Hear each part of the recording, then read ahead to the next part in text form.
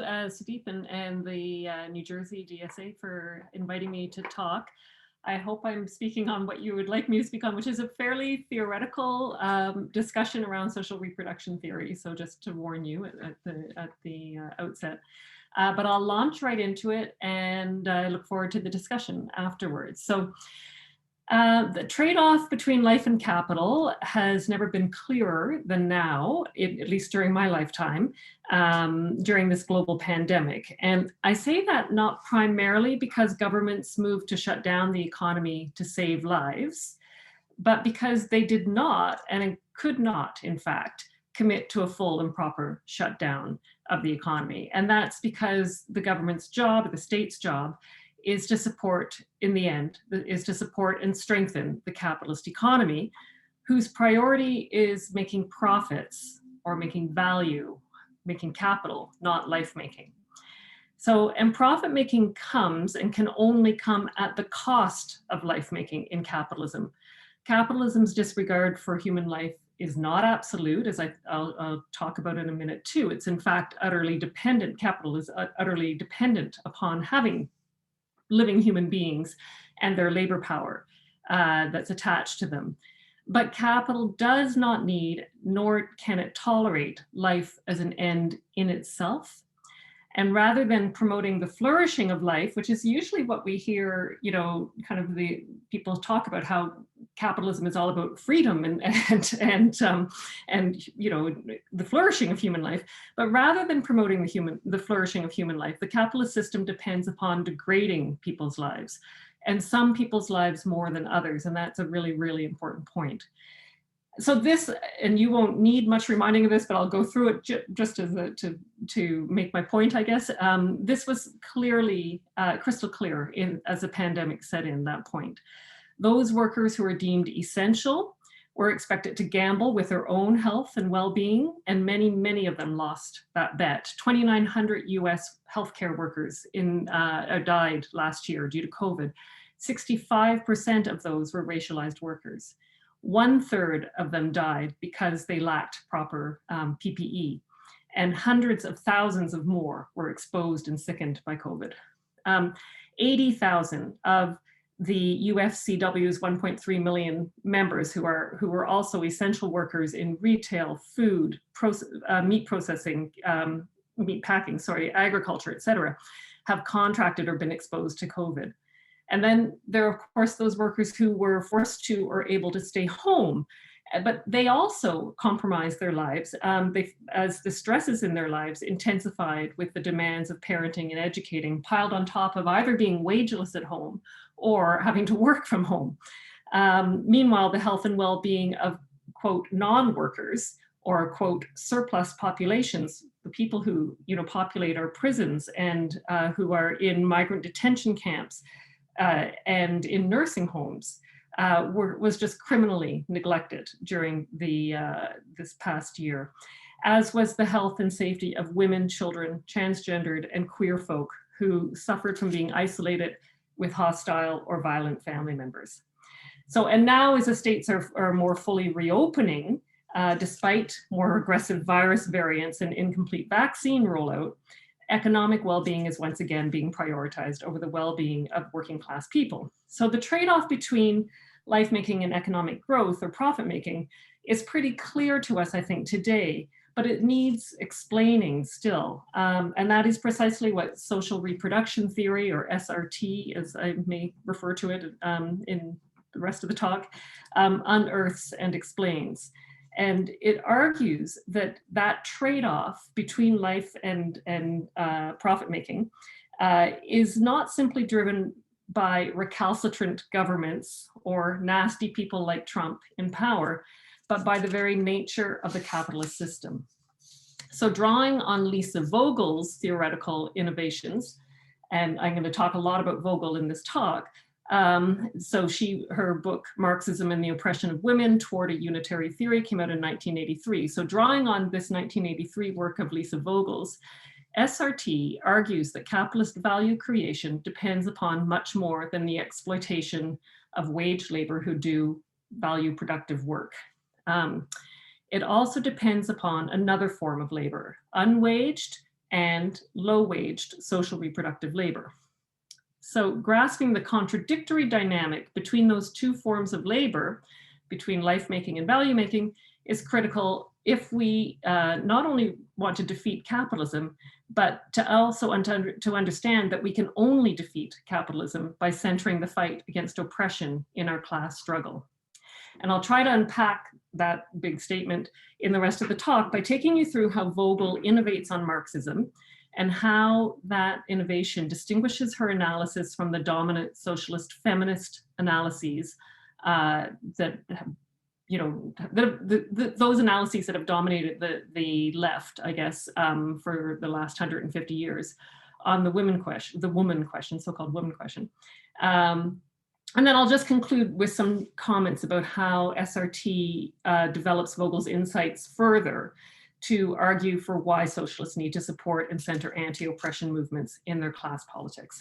So Vogel's theoretical innovation. In a nutshell, while socialist feminism has by and large built upon the conceptual apparatus that Frederick Engels maps out in his 1884 book, The Origin of the Family, the State, and Private Property, and that's I'll talk more about this in a second, but that's sort of a dualistic formation of production on one side. There's a type of productive labor, and then there's a type of reproductive labor over here, and that they're relatively separate.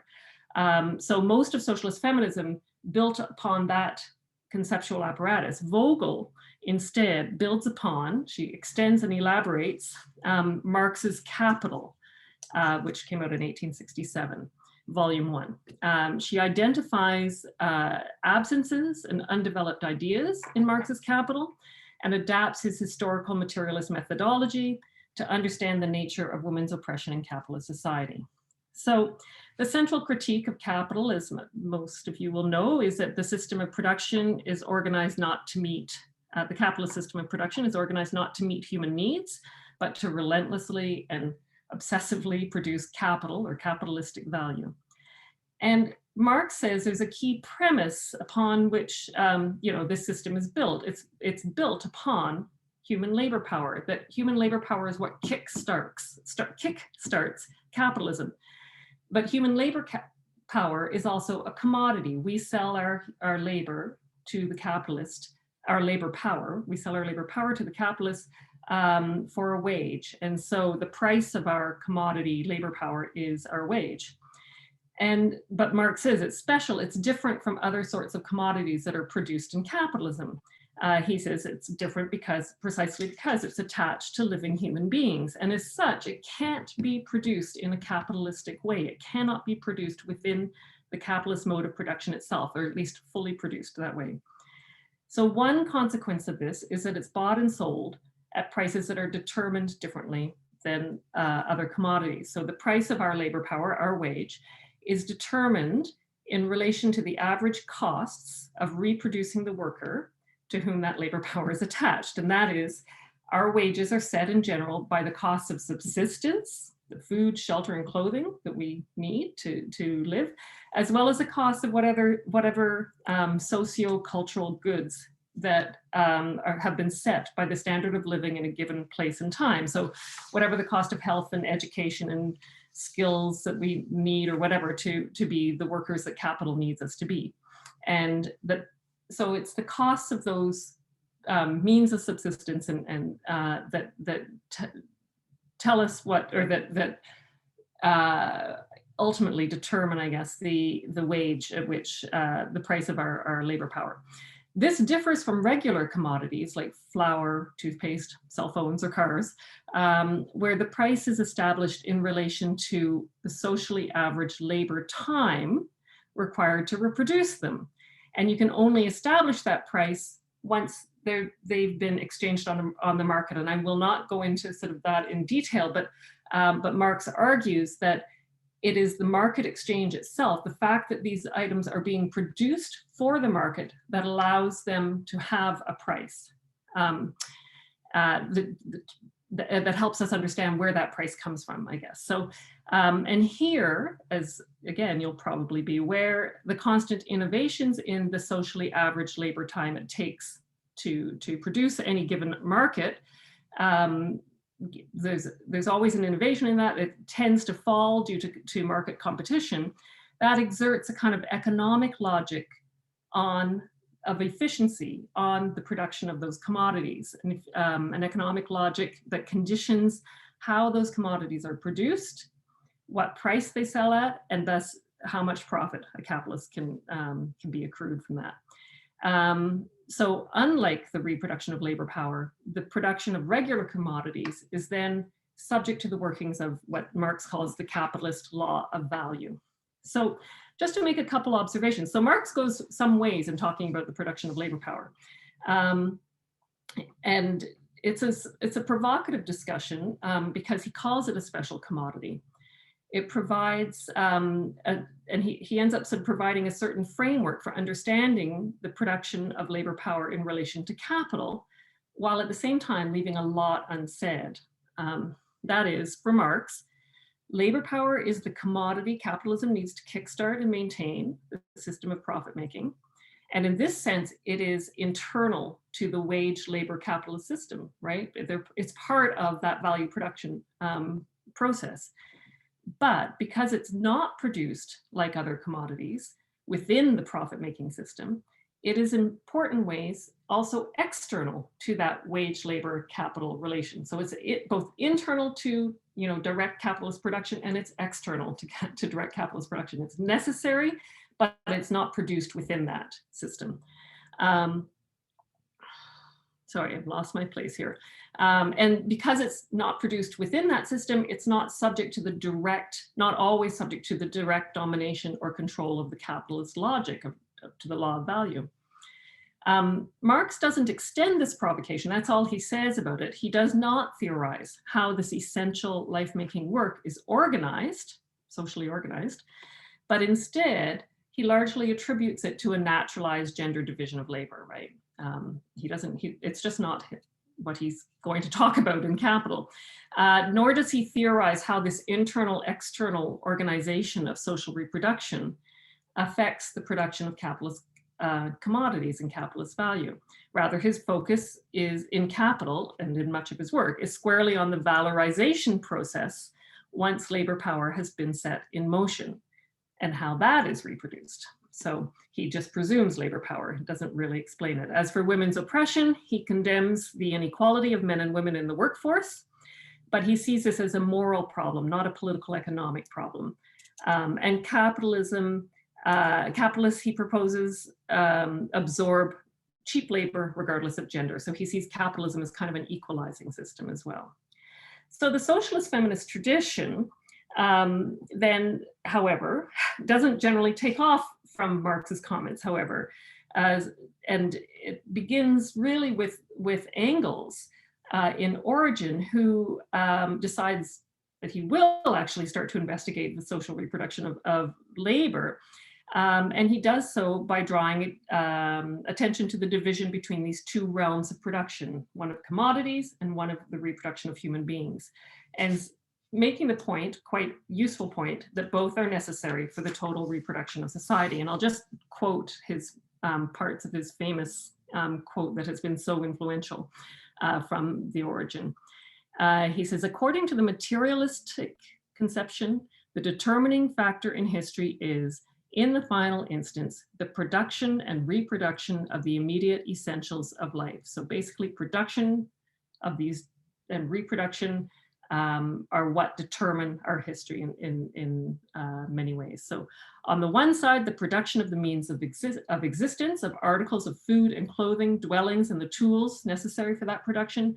On the other side, the production of human beings themselves, the propagation of the species. So you can see he's got this sort of dualistic formulation.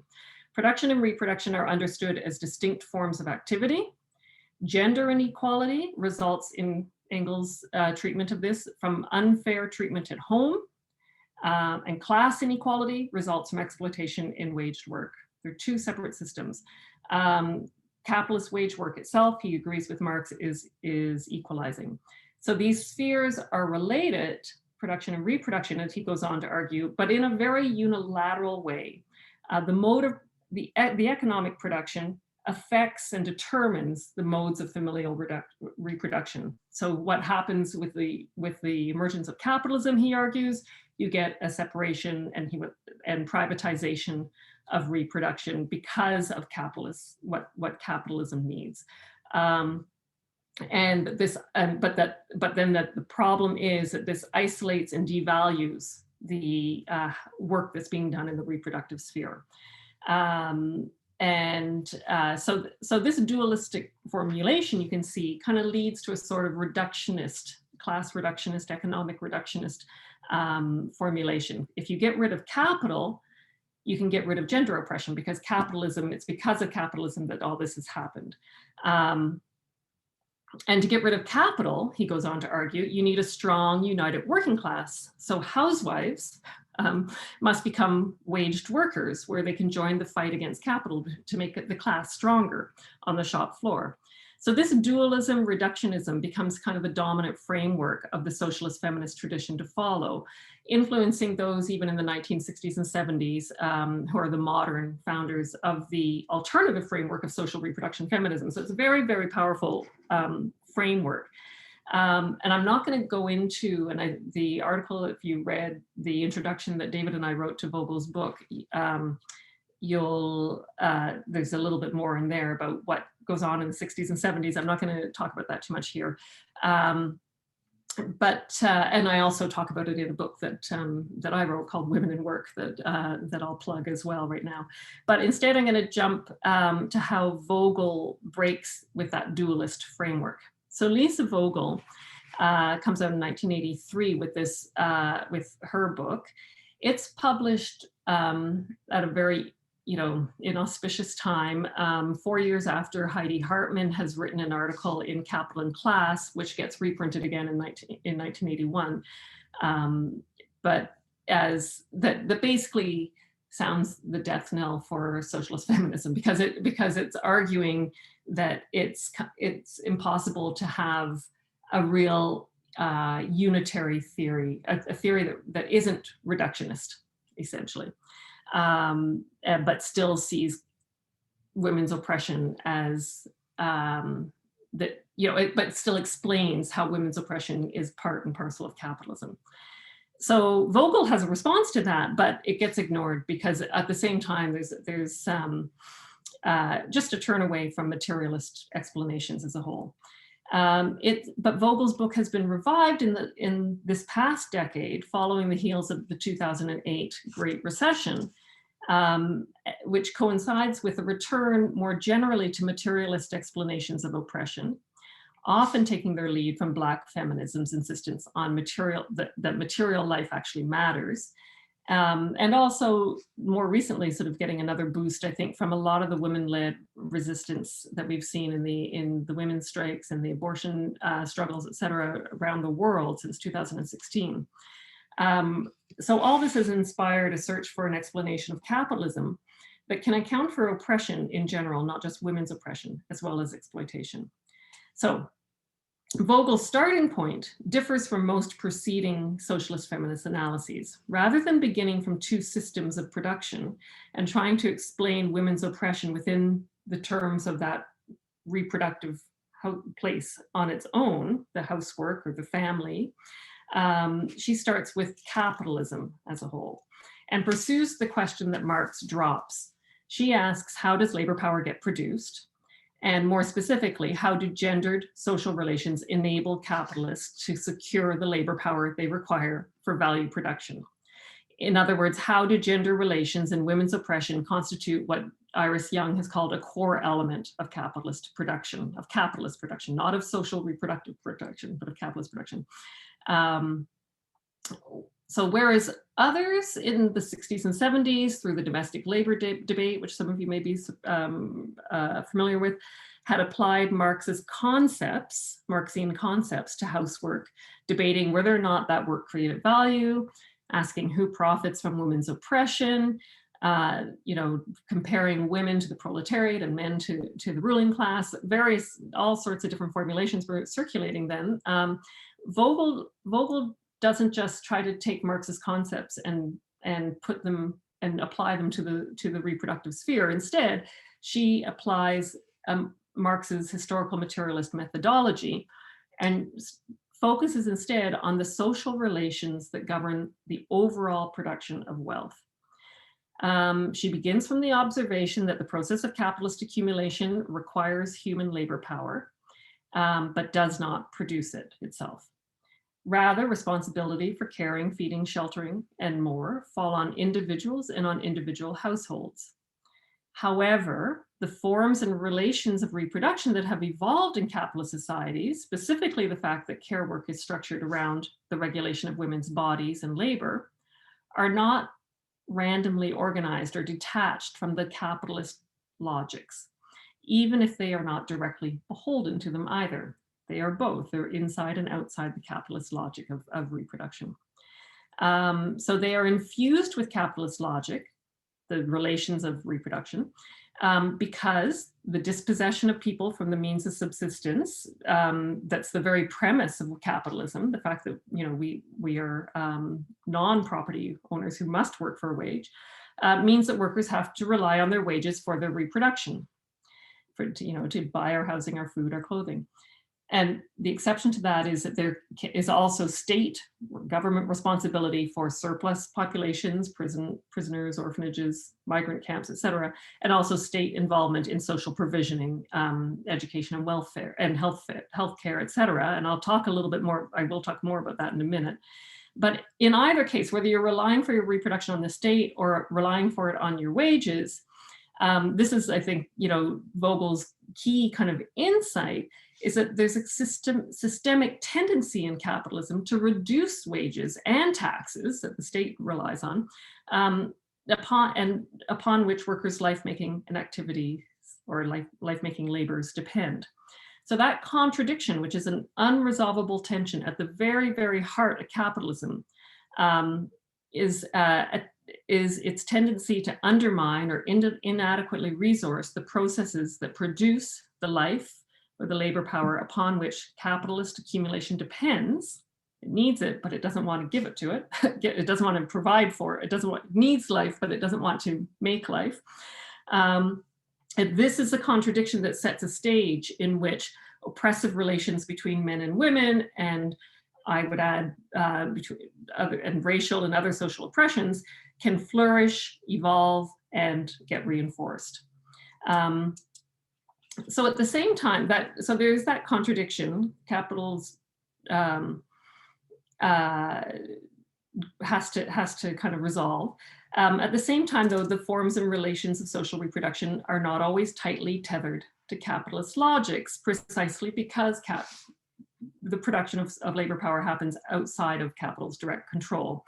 That is, there's no Amazon or Microsoft producing labor power. That's what I mean when I say it's outside of capital's control, or at least the commodified for-profit production of labor power, which does, I mean, there is some of that goes on. McDonald's, people who, produce private sector healthcare, for instance, daycare and education. Those are all for-profit ways of producing life, but they're only a bit of the story. There's a huge amount of the story that is production that happens outside of that direct domination of capital. So household and public sector responsibility for reproduction is substantial in every capitalist society. These public and individual forms of social reproductive labor are not organized capitalistically. They take place at a remove from capitals and then therefore from the law of values, direct domination, which allows them to be more flexible in terms of what they look like. How I organize my household can be very different from how you organize your household. There's no Bill Gates telling us how to organize ourselves. And it leads to a flexibility in pace, rhythm, sites of social reproduction, and it leads to space for people to define their life making from below, right? And that's an important point for when we're thinking about resistance to capitalism. So Vogel thus identifies a systemic dynamic in the logic of the reproduction of capitalism, but also observes that the tensions and the dilemmas it poses for people in capital are worked out historically and culturally in different ways. So you can have different forms, different family forms, different immigration policies, different forms of social welfare legislation. All those things you can't just explain by the theory of capitalism. You have to explain by doing kind of the socio-historical work around them to see what shaped them specifically at any given moment in time. But that core fact that they're nonetheless contradictory to that capital has a kind of tendency to push and to degrade and to undervalue that work is always there. So the dominant historical forms of social reproduction, Vogel notes, involve the cheapening and regulating of women's bodies and labors. Why women? That's because women tend to be biophysically and socially the bearers of future workers, of children.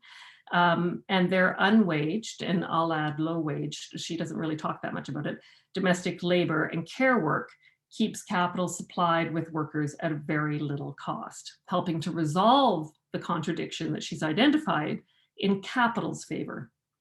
That is, women's oppression helps capitalism thrive by facilitating and cheapening the costs of social reproductive labor. That's not biological determinism, and there's nothing automatic about it either. Vogel is saying that there is a physiological difference. That means some people can bear children and others can't, but it's capitalism, not biology, that makes this fact a liability for childbearers or women in this society. All else being equal, capitalism would nonetheless need some system to regulate the bodies of people who gave birth to future workers. But all else, of course, is not equal. Capitalism develops from the ashes of a deeply patriarchal society with a long history of gender differentiation with respect to nurturing and raising children. It inherits socio-biological practices of life-making, which intersect with capital's systemic tendency to privatize and regulate reproduction by reinforcing oppressive relations.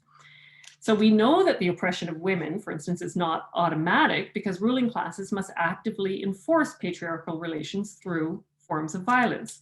That is so beautifully analyzed by Silvia Federici's Caliban and the Witch. She talked about how with the emergence of capitalism, alternative forms of women, where women were in greater control of their bodies and of their child and of their reproductive practices, get squashed violently. But it's also evident that same violence of capitalism is also evidence in things that are less explicitly violent, perhaps, but nonetheless violent. For instance, the lack of funding, public funding for childcare or for women's shelters. That is a form of coercion, if you don't want to call it violence, but it's showing that capitalism actually really, through its negligence of caring for people, is also creating also forces us into certain types of social relations in which it makes sense for women's oppression, or for women to do more of the reproductive work than others, or whatever, than men, I guess. So Vogel's argument then is not that capitalism created patriarchy or that we can reduce gender to class, but that there is a systemic tendency within capitalism to reinforce women's oppression, to allow violence against women, to accept restrictions on women's freedoms. So beyond Vogel, so that's kind of the core thing from Vogel, her core and very, very important contribution. There's been a lot of work in especially the last 10 years, to try and kind of expand Vogel to talk about more than women's oppression and to understand how that works. So social reproduction does not just occur in households through women's unpaid labor. Vogel recognized that, but didn't really elaborate much on it. It occurs in schools, in hospitals, in our communities, on our streets, anywhere where people are engaged in life-affirming activities. And it's not only oppressive relations between men and women that ensure a relatively cheap and disciplined workforce. Cis heterosexism, racism, colonialism, ableism, all also, and many others, inflect and organize our institutions, our spaces, and our practices of social reproduction. Just think, for instance, even of kind of the racial colonial aspects of organizing urban space, from, you know, the streets that get lit to streets that get heavily policed to housing, you know, policies, etc. They are all organized in and through ways that can reinforce and sometimes challenged. It depends on the balance of class forces, and we can talk about that in discussion, but in ways that tend to reinforce and draw upon already existing oppressions. And the state here is really key, and that's true now, and it always has been true within capitalist system. State regulation of life making begins in the 17th century in England with enclosures. You know, kicking people right off the land, so is a way of regulating your life making. Colonialism, forced migration, including slavery, and witch hunts are all means of producing workers by creating and reinforcing oppressive relations between different, racially coded often, and gendered social groups. Today in the US, the state still regulates the reproduction of labor power and of workers through, among many other things, public health care in schools, migration policies, policing, various ways we can talk about. It goes on and on. State policies can be supportive of life making, but they are also to one degree or another coercive. Think about things like, even in, you know, welfare means testing, so something that supports life but also kind of coerces people into particular behaviors. Standardized testing, truancy laws, marriage laws, policing borders, the underfunding of schools. Those are all deeply the state implicated in upholding and shaping oppressive practices and narratives, as is because it's often more racialized communities that get the shorter end of all those sticks and are more heavily policed, etc. It's the lack of resources in particular for particular types of reproductive labor and to women taking up the slack on that. So these are, so all that kind of state support of social reproduction is what I would call social reproduction from above, funded and directed by a state that operates within capitalistically imposed limits, which is what we see so clearly even with the state response to COVID that I mentioned at the beginning, or when I was talking about COVID at the beginning. SRT proposes that these forms of coercion that, to paraphrase Ruthie Wilson Gilmore's definition of racism, make some bodies more vulnerable to premature death than others, are at the heart of capitalism's ability to thrive. They emerge and are sustained in large part as a way of resolving the contradictory logic between life-making and value-making, but resolving it in capital's favor, not in our favor. Anti-racist, anti-colonial, and other movements and struggles against oppression are almost always about reversing that logic. So it works in favor, they work in favor of life-making. They're about reclaiming and asserting control over the conditions of life-making, building a politics of social reproduction from below. But social reproduction theory would argue, or might I argue, and so do folks, for instance, the Feminism for 99%, the authors of that, which Tithi Bhattacharya, Chinzia Aruza, and Nancy Fraser, you know, also lovely explanation of this in their book. It's really important to do this as part of a movement that also reckons with the power of capital at the workplace. And we can talk more about that in discussion. So where the power of capital can be directly confronted. So I will conclude now, if I haven't gone on way too long. So I will conclude to say that so far from being a purely economic system where value is created by so-called free wage laborers, capitalism is a coercive system. Marx, of course, condemned capitalism for precisely this, for its myth of freedom, pointing out the falsity of such a belief, since workers without other means of subsistence are compelled to work for a wage. But SRT explores and elaborates on that unfreedom. stressing that unfreedom is not purely a matter of economic compulsion. It is social, and it looks like racism and sexism and settler colonialism and cis heterosexism and so on. And that these systems of oppression, in fact, shape the very ground upon which capitalism is built. And that's precisely why anti-oppression politics must be centered as a working class strategy. In fact, capitalism cannot be overturned, we would argue, unless socialists work to build trust and solidarity across workplace and community-based organizations and forge a broad, pluralistic, anti-capitalist social movement that ultimately aims to take back from capital the conditions not just of our value-making, but of our life-making labor too. So I will stop there, and I'm very happy to take any questions or whatever that you may have. Thanks. Thank you so much for that. I put some links in on the side here, one of which is connected to your work that you said you plugged. But I mean, Jessica, who runs also Instagram, has, I think, in one of our posts included that book, and we might. I mean, we're definitely going to read it, and I can email you later about also presenting on that work as well in the future. And I've also included 99% and Lise Vogel's work. So, okay, so for anyone who dropped in a little later, so like I said, thank you so much for doing this, Professor Ferguson, really appreciate it. And for everyone attending, usually how we do this is we have folks type in Stack. If anyone wants to ask a question and speak up for it, you can type Stack, or if you have a question and you just want to type it, you can do that too. And do you prefer people asking their question and then you just responding one at a time, or do you want to? I mean, we can play it by ear. I guess if there's a lot of questions, it's sometimes okay. to take you know, two at a time. But if there's just one, I'll answer just one. That's fine. And please, people, feel free to call me Sue. I'm in grad school, so it's a habit I have to break. But so okay, so Tom is on Stack, and I don't see anyone else. So Tom, do you want to ask your question now? Yeah, thank you. Thank you for the talk, Dr. Ferguson / Sue. So,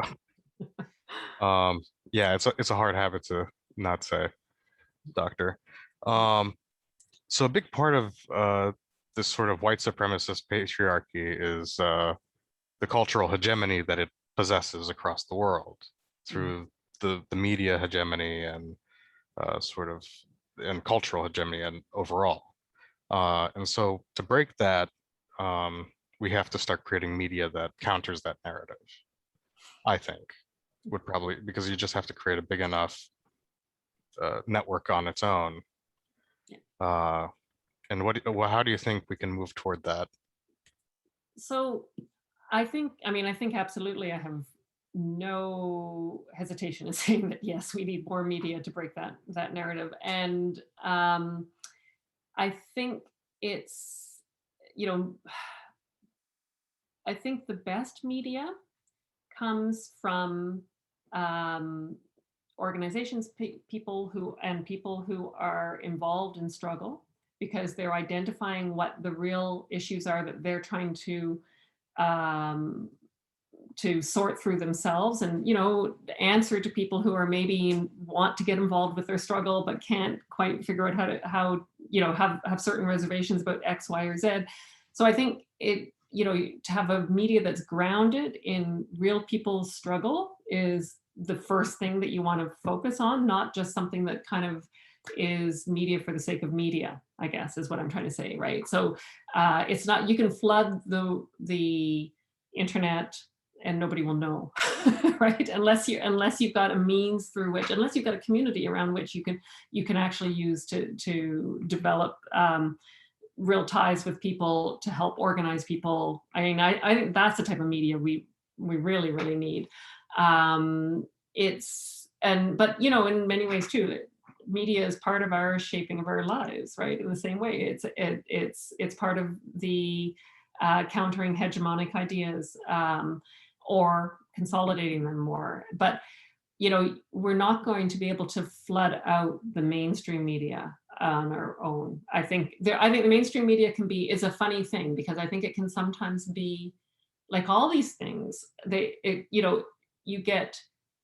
there's some flexibility in them, because there's a lot of reporters at the New York Times, have a social justice notion of who they are and want to, and want to do good, and they sometimes have insights that are really important, so it's not that none of that ever sees any air, but it's always, that's not going to be sufficient, because again, they're not grounded necessarily in struggles. They're not necessarily developing media with the notion of transforming society. And I think that with not even the notion, but with the commitment to transforming society in real ways. So I think you always have to kind of work the media back to what's happening on the ground, and have what's happening on the ground shape the media, have the media shape what's happening on the ground, in terms of if you're talking about left publications. So yeah, I don't know if that helps a bit, but that's certainly my feeling around that. I'm involved actually right now with an attempt to start a new media coming out of in the Canadian. I'm living in Texas, but my roots are really in Toronto. And there's a group of folks in Toronto from the group that I had been involved in there, the Toronto New Socialists, who are starting a new media magazine called Midnight Sun. It's not out yet, but because we saw that there was we thought that there was a kind of gap for places within the Canadian state for lengthier analytical pieces that are still easy enough to read so whatever. So like we thought there was a gap that might help people, but we're getting people from organizations to write for us, so that's sort of what I mean, like really trying to stay tethered to what's happening on the ground, I think is really, really important. Sorry, I spoke too long. Thank you. That's so exciting. And yeah, I put in the chat, please let us know when that's available. Yes, for sure. Yeah, that would be really awesome. And that's a big thing for us in the chapter, to think about media and see how it can actually influence people. Jessica? Hi, and thank you so much. This has been really so great. My question is a little bit, I really enjoy reading a lot of Kollontaj's ideas, and I connect that sort of with a lot of what I've read so far that you've written and Sue Vogel's written. My question has to do more with transactionality. Kollontaj was really about really not into transactionality, right? Felt it was sort of the death of relationships, and that true loving relationships cannot really be entered into where there's transactionality, and that women unfortunately hold a role of always having transactionality in all relations and relationships. So my question to you is more sort of like, what do you think of in terms of sex workers and transactionality of women's bodies? So I'm trying to think, I'm not familiar with Kollontaj's like using that term transactionality. I presume she does, but so she means, I guess, that women's, so maybe you can just explain to me once a little bit more about what exactly her problem with women selling their bodies for sex, or is there a problem? Yeah.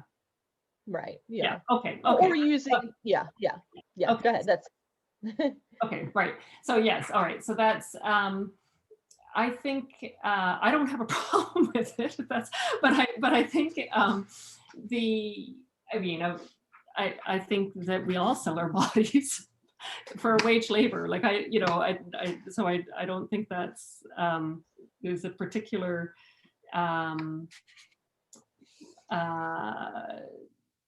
moral problem with it at all.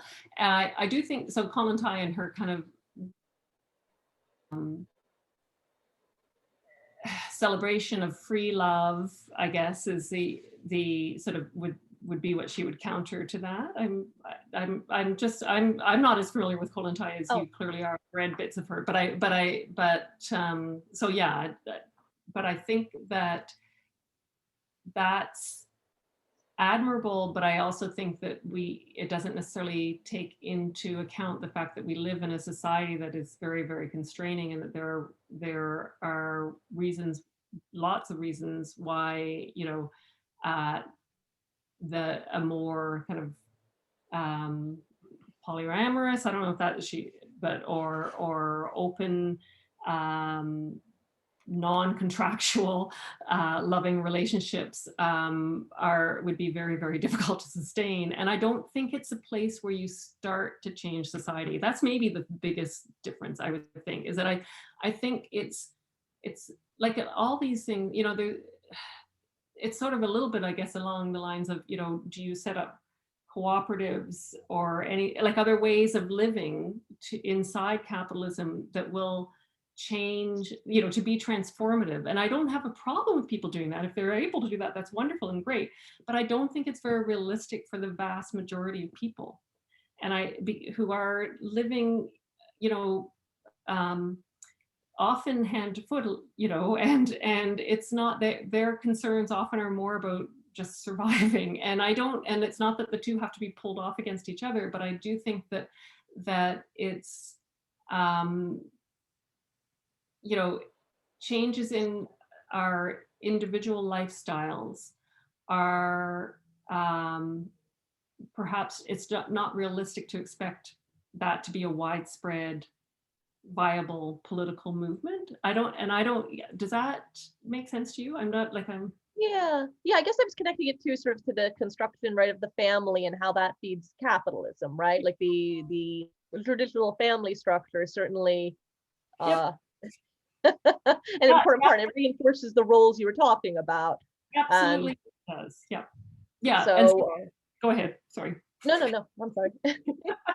So I think yes, absolutely. So the family structure does, but is the way to get at that changing, like making people feel like you have to change your personal family structure, or is a way to get at it to say, you know what, let's have capitalism support, like let's, you know, get the daycares and let's get the other systems in place so that people can be freer to choose different forms if they want, you know. And because I think right now, I don't think people are very free to choose what they want, and to experiment and to try different things. I'm all for experimenting. I'm all for people trying different things, but I just don't think it's a viable big politics. If you're talking, you know, like if you're really trying to convince people to change the world, I wouldn't start there, I guess, you know, and I wouldn't condemn it, but I wouldn't start there. I don't think it's the best politics. I think it's better to be saying, we need to make demands on the state, we need to make demands on capital, and we need to do that by supporting people. And as socialists, I think too, you need to be very, very aware of when people are in family situations where you know, if a comrade you know, is unable to, as I'm sure you folks are, unable to, you know, make meetings because of childcare problems or whatever, or is having, you know, problems of domestic violence or whatever, that, you know, I think we need to be supportive on that personal level for sure. But I don't think that that's where our political energies as a group or as are best spent, I guess, maybe. That help. Yeah. I mean, there's so much, we could be talking different things in some way, but anyway. Yeah. Sorry, thank you. No, I'm very interested in transactionality and how that affects personal relationships, and that thus under the capitalist system, you know, the transactionality in every relationship can be really examined and questioned, and particularly with the way so if you get far enough into it, right, you start questioning every relationship. And it's not, there's nothing wrong with that. I really do believe that there's nothing wrong with that, but there's nothing, but it's not, as you know, you think about if you're trying to talk to migrants at the border, or you're trying to, you know, like you just think of masses of people where there are lots and lots of people, or hotel workers who are, you know, their problems will be, you can manage some of those problems through making demands on and confronting, you know, their bosses, et cetera, in ways that are in some ways well, not easier because it's very hard to do that, but are ways that don't depend on them having to change their whole way of thinking about their personal self in that sense, although they will change in the process of struggling, I think too, but it doesn't mean that they have to feel like their deepest, most interpersonal relations, that they need to do that work first. And, or even primarily, I don't think there's anything wrong with doing it, but I don't think it's a good political strategy for abroad if you're really trying to talk to people in a, who aren't even on your same page at that point. Like most people do actually accept family forms and don't question them, right? And so where do you start? I guess that's the question. Where do you start with that? And I'm not sure that's the best place to start, I guess. But if somebody was already there, I'd be like, yes, sure, try something different if you can, and if it whatever. Sorry. Thank you. You're welcome. Awesome. And let's see, Yoshi, I think you're on next. And then Kristen, did you say unstack? You can say more about it in the chat if you wanted. But first, just to make sure I'm not skipping or misreading what you're saying, Yoshi?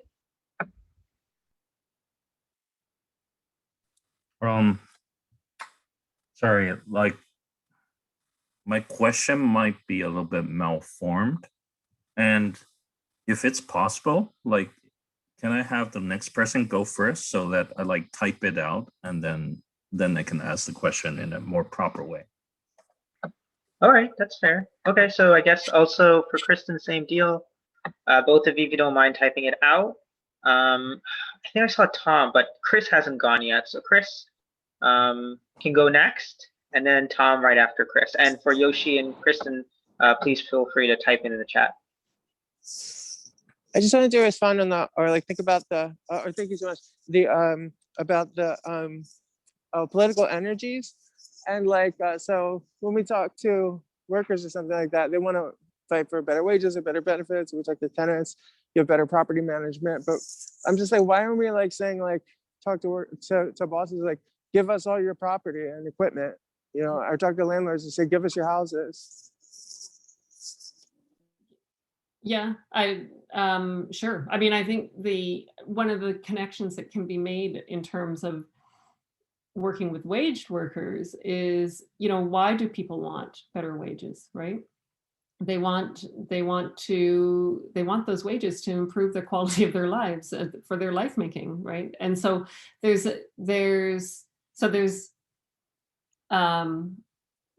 even resistance that happens in waged workplaces is resistance often geared and motivated by people's social reproductive needs, right?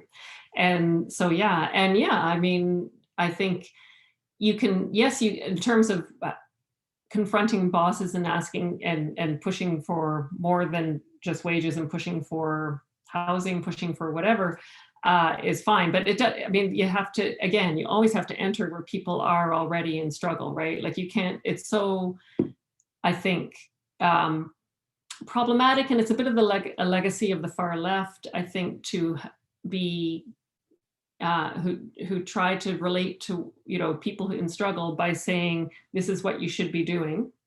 Instead, I think not everybody on the far left has done that, but I think that's there's certainly been enough of that that's happened, and that I think that it's much more productive to actually start where people are at, find out what their issues are and support them in arguing for what they want. And then, but not just do that, but to pull then to pull out the links between how what they want isn't possible within capitalism, or or whatever, like to push in that regard, but rather than coming in just simply with, and maybe you were suggesting that, coming in and imposing sort of suggestions on them of what they should be arguing for.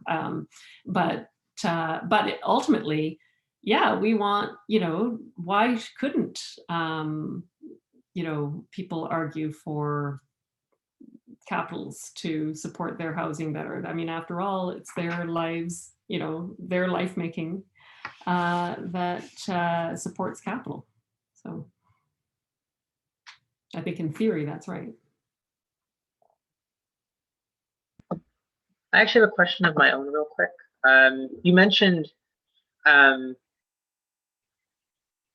like I said, we've had discussions like this in our chapter every so often, but you know, one of the reasons why I wanted to have you on was to, well, like I said before, it was me leading the discussion, and I was also sort of learning about it as I was trying to synthesize it, and the articles were by Titi Bhattacharya, and it was really awesome, but there was a lot of things that I was also still lacking.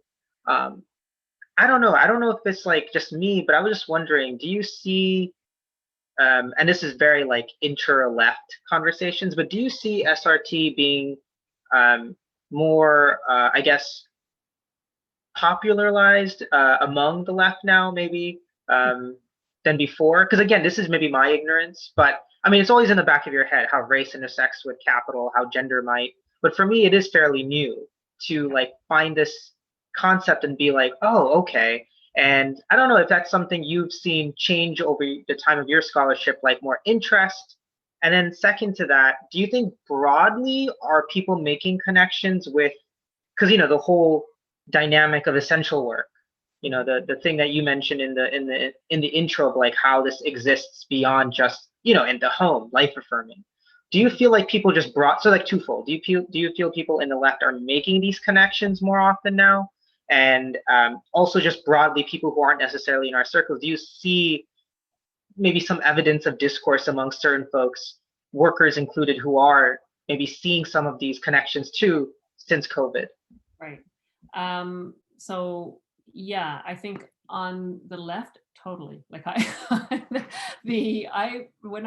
so I mean, you really have to understand when Lisa Vogel wrote her book, or when it came out in '83, nobody, well, I shouldn't say that, I read it, but very, very few people read it compared to how many people. I would love to see the figures, actually. I should find them somehow, because it would be really interesting to see the sales figures, because I'm positive that, well, I'm not positive, what do I know for sure, but I wouldn't be surprised if her book has sold way more in its second edition than it did in the first edition. I just like it because and it came out again, whatever year that was, 2011 maybe. I think I've got it in the second edition that David and I have the intro in. But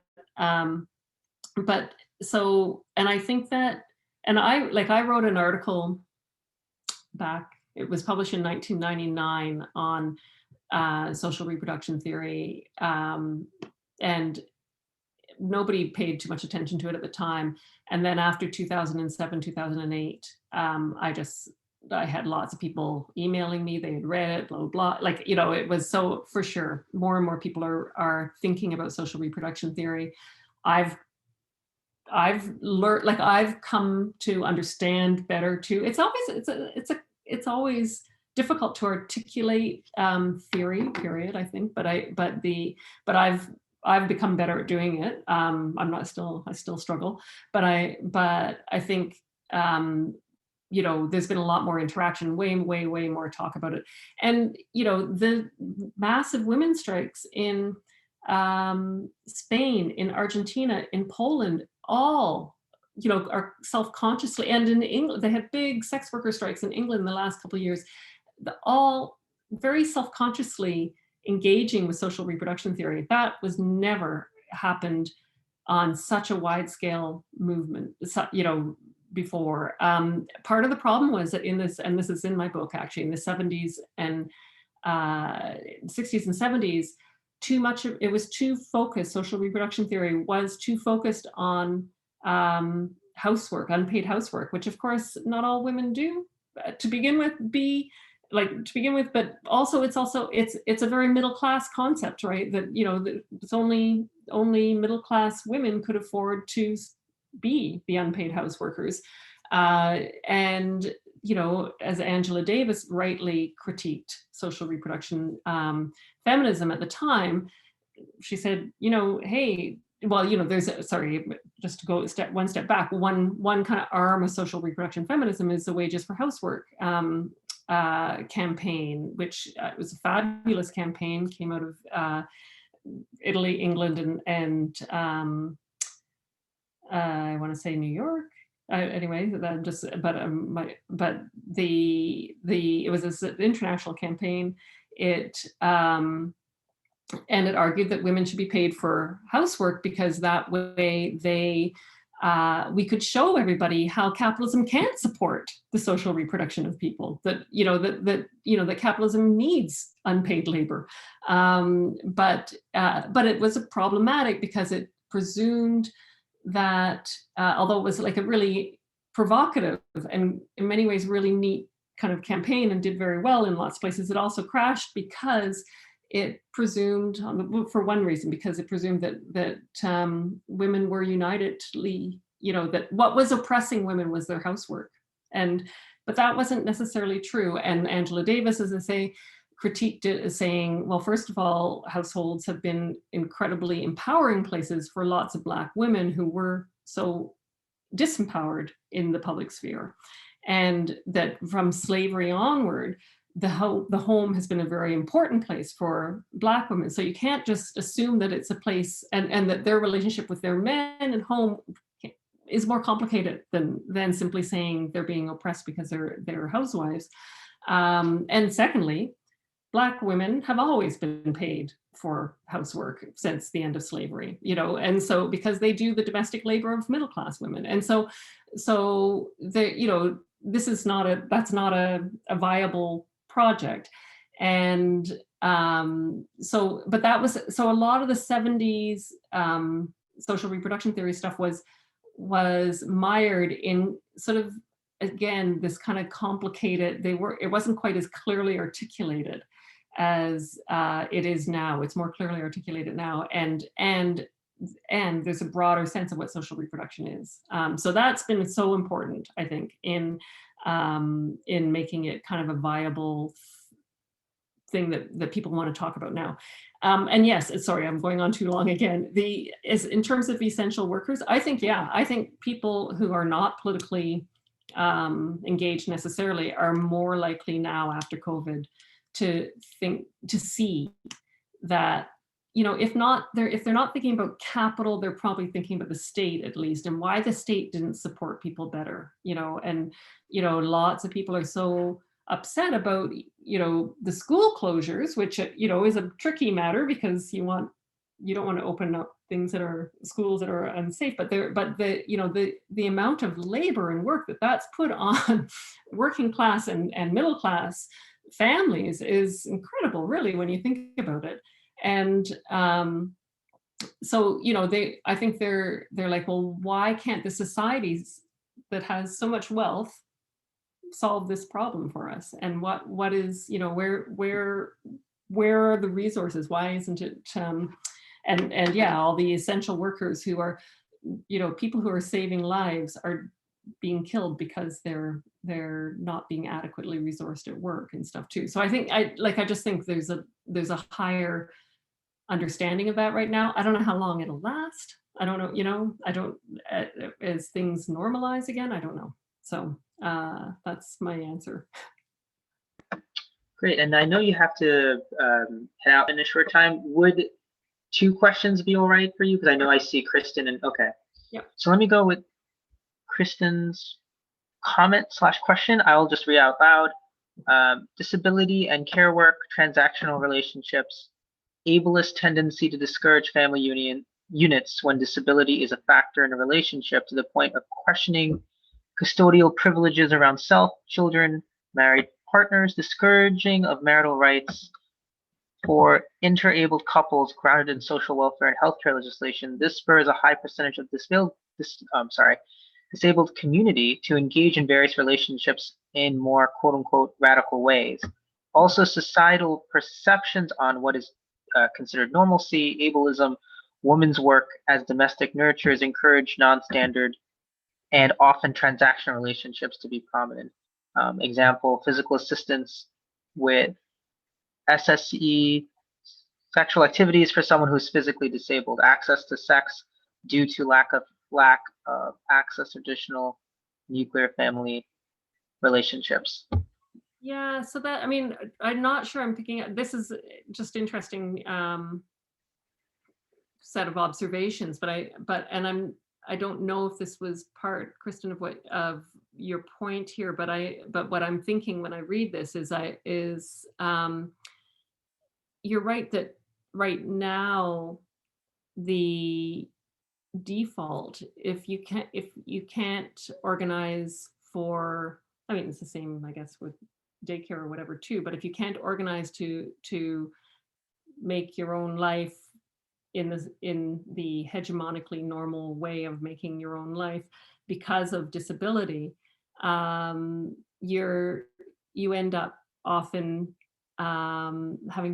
having to contract with people to do things for you, and it does like that, because that is the default way that capitalism will help us make our lives, and they'll do it so long as if you can make money from social reproduction, capital will. Daycares can be privatized, right? And they can be profit-making things. What do you call those? Temp agencies or other kind of agencies that organize care work are often profit-making organizations, and because they will skim off the top of somebody's wage labor. So I think that's your alternative right now, right? You're either go without, or you have to pay somebody to do something for you. And so I think that is that is a problem. And what's I think a social reproduction from below perspective on political change would mean is that you actually find alternative ways and create alternative ways within communities, right? That there are ways in which all these things could be organized in much more democratic ways, and people could be provisioned in ways that do not entail transactions and contracts in that sense. I think, the other thing that brings to mind is the critical resistance, the abolitionist demands that we defund the police and we actually put that money into community resources so that people can collectively organize to create their lives in ways that make sense to them, and in ways that they want to. So it's not, they are socially reproducing themselves from below, as opposed to letting the state do it for them. So, or as opposed to relying on market mechanisms for that. So I'm not sure, Kristen, if that was what you were, if that was what you're getting at there, but that's certainly what your comment made me think of when I reading it. Kristen, you're on Stack now. Do you want to elaborate or say, yeah, do you want to elaborate on that? Yeah, sorry, I wasn't able to speak before. I have a wild baby in the background. But yeah, no, my comment was, I think you read it correctly, but it was in reference to when you were speaking before about, how to have these organizing conversations with people, and how to, what might be too radical and too, futuristic thinking when we're talking about, what needs to change now and what has to happen now. But when, my organizing focus is the disability community, because that's my community. And these are issues that I know affect widely our community, mostly because community access, having the ability to live in your own home as a disabled person, having the ability to have your own family as a disabled person, having rights just as a disabled person is something that's just barely 30 years old. So these are such new issues and so nuanced, and that is also the case for things like Jessica mentioned, the transactional relationships, and that really leads into the conversation about domestic work and domestic workers' rights, and living wage for care work, that disabled people who are living in the community in their own homes, and disabled family members of those those households, they really need like that support. Otherwise, we end up in institutions, and then the custodial care of the state, which, you know, institution is an institution no matter how it's, you know, clothed and really, you know, I guess set to the public. So those, I guess, just like thinking about this, I think that the conversation for those more, I guess, nuanced approaches to what is a solution, like you're saying, it's a bottom-up solution. It's community organizing at its base, and I think that's like with every kind of organizing work. It's always, you know, about the community members and what their needs and what needs to change and all of that. So it's really about a constituency, and just finding those alliances. So that alliance between the disability community and the domestic workers, and the alliance between the disability community and sex workers, and like all of that, like that's just like a really, I guess, you know, integrated way of thinking about these things that seem really far off, but they're actually needs now, and conversations that have to happen now, because otherwise, like, we'll get to the future and then we'll be like, oh shit, we probably should have talked about this when we were doing all of that organizing work and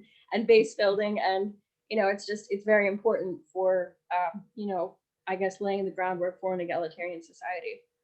Yeah, thanks. That's so beautifully said. And another thing that I thought of while you were talking was it's also true, like what you're saying about, you know, understanding that disabled community, part of what you know is on their agenda is to actually have the privacy that of the private home and the family, the normalcy of the family and stuff. So, which is something that, again, like, you know, people who approach political change by having kind of an idea of what is the right form of human relationship and imposing that can be a really difficult, that can be wrong. Like, you know, as a feminist, you come on and say, oh, smash the family or whatever, families are oppressive. But in fact, no, not, it's not that simple, you know, and that there's, and that's why it's so important to keep the principle of organizing from below, right? Because it's organizing, the way people want to reproduce their lives is a deeply personal thing, I think. And you know, there's not a right and wrong way. But even if there are institutions and families that are ways in which women have been oppressed or whatever, you can still have that critique, but not necessarily, but still give credence to and pay attention to the diversity, I think, that you'll find in, you know, when you bring together any group of people about, you know, and trying to organize how best to support people to do the things that they want to do, you know. So I don't know, that was a bit rambling, sorry. And thanks Tom for joining. We have one more question and I'll read that out loud. I'm reading these because when we post it on YouTube, we usually cut out the chat. So I'm just gonna read out the question real quick. I know you have to run in a couple of moments. So Yoshi's question is, can you help me to understand what is the distinction between use value and surplus value? Because I understand that work that doesn't directly produce surplus value is still work. So is quote unquote use value referring to the fact that it functions to buttress social relations, a core tenet of social reproduction theory? So that's a very complicated question in some ways, but I'll try to answer briefly. So use value, everything that,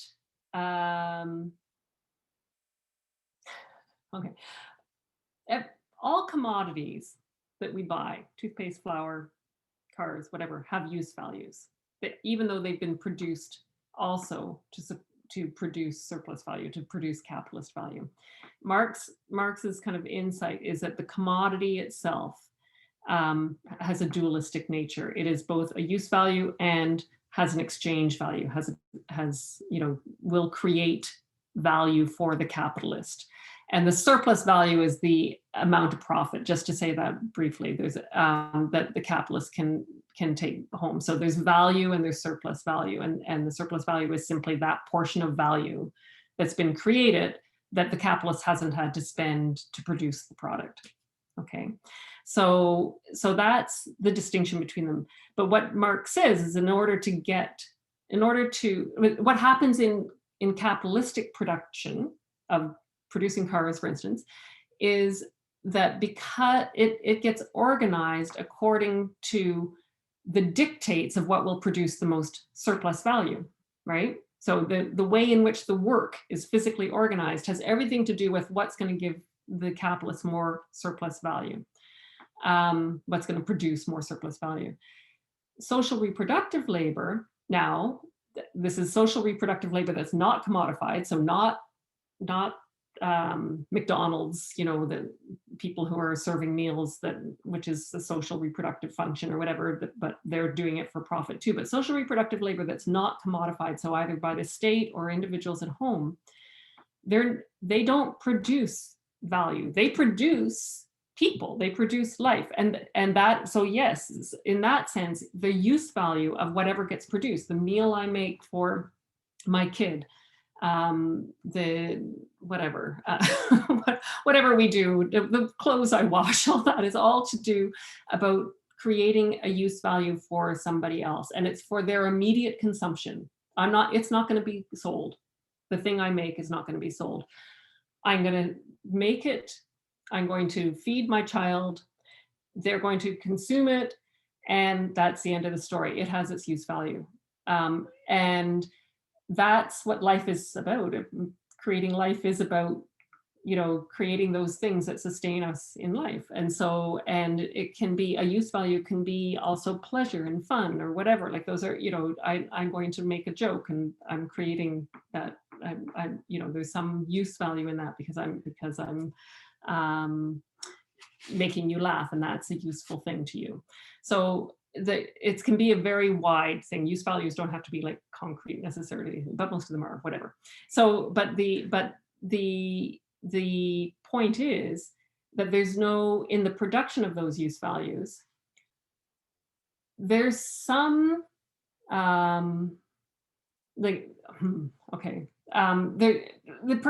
two things I'll say. One thing is, and I'll say this briefly, and I hope it's not too brief, but so there is an argument in social reproduction theory from certain folks, like the person who's most associated with this argument traditionally is Leopoldini Fortunati, who argues that, well, we produce use values when we're socially reproducing somebody, but because that person then goes and sells their labor power to a capitalist, we're actually producing value. I'm not going to take you through why I disagree with that, just because it's complicated, but except to say that I do disagree with that, because the way in which value gets created has to do with the something being produced directly for exchange and not directly for use. So that, I'll just leave it at that for now. But that, just so you know, that argument is there. But the other thing I was going to say is that it's because social reproductive labor is about producing life, that even when there are stresses on social reproduction, like even when I know I've got to get my child fed and educated and so that they can get a job, like even when I have those stresses where I'm aware that there's something about the economy that is actually, forming and shaping the way I'm doing my social reproductive labor. But even at those points, I'm not being directly forced to produce value. And so I can still have some control. I still have some means of controlling I still have some priorities about the priority of making life can trump the priority of value making. So my child will miss school if he's sick, right? He's not going to go to school to become a great worker and make money if he's sick, because I want to look after him. So that's different. Like that's a different thing. You're not going to stop a car production line because there's something wrong, or the car is not going to get sick. So there's a different dynamic that inheres in producing life. I just say, so I don't think I'm explaining this terribly well, but I think there's the whole point about producing use values is to meet human needs and not to meet capitalist needs for profit necessarily. The two can come together. The two have to come together. If you're producing a commodity, a capitalist isn't going to produce for long a commodity that nobody needs, right? So they need to produce use value, but what directs how much and how they produce that value is not its use, not whether it fulfills a need, but whether it can make a profit. I'm sorry, that was very randomly answered, but as you had trouble forming the question, I obviously had trouble answering it in a clearer way, but I hope that helps a tad anyway. No, thank you. And I know we have to run, so I just want to say thank you again. I'm going to stop the recording.